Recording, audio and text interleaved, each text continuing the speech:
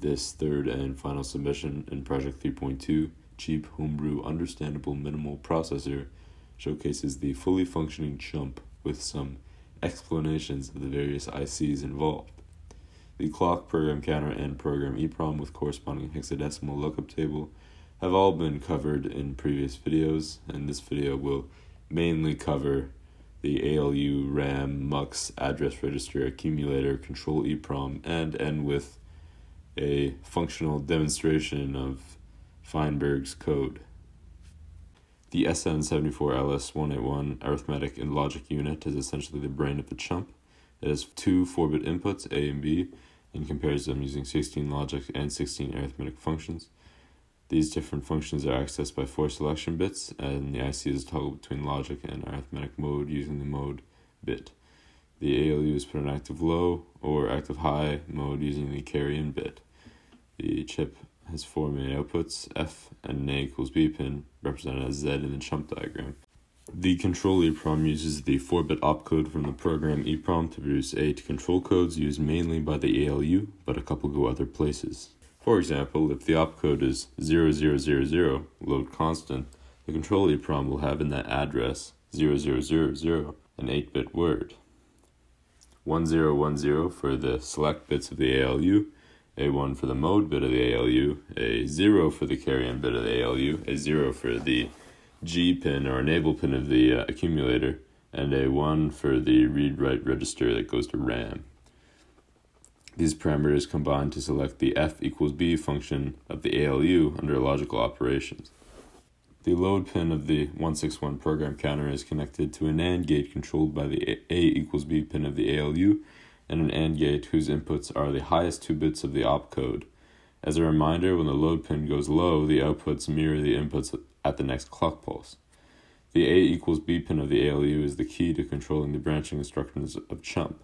As this pin is open collector, it is wired to 5 volts through a 2.2 kilo ohm resistor.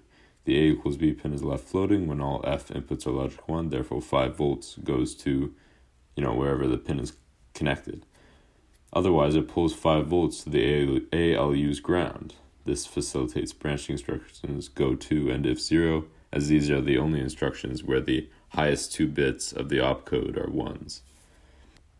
The SN74LS157 multiplexer, or MUX as it is referred to commonly, is a solid-state switch with 2 4-bit input buses and 1 4-bit output bus. The 4-bit data bus exiting the MUX can either reflect the operand from the program EEPROM or the inverted outputs of RAM, depending on the low-order bit of the opcode. The outputs of the MUX bring data to the PC inputs, the address register inputs, and the B inputs of the ALU. The SN74LS377, used as the accumulator in CHUMP, is composed of 8 D flip-flops, all synchronized to the same clock pulse. When the enable pin wired to a control EEPROM is given a high, it in effect stores the last operation by the ALU to the output of the accumulator, which is then fed back into the A input of the ALU and into the inputs of RAM. This is the basis of all instructions that use it in place of an operand or address number and facilitates storing values in RAM. The SN74LS189 random access memory, or RAM IC, is a 16-word array of 4-bit storage registers, each with an input, output, write enable, and chip select input. Each 4-bit storage register is called a word. In this 64-bit RAM, 16 words correspond to each unique combination of the 4 address pins. The address inputs are decoded to select a specific 4-bit word from the 16-word array, depending on the states of chip select, write enable, both active low. The RAM can be written to or read from.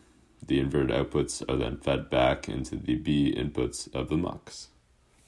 So finally, I'll run through a couple cycles of Feinberg's code. So first we have read, contents of address 2. So this should become a 2, and sure enough it is. So load it. So the contents of address 2 will load into the accumulator.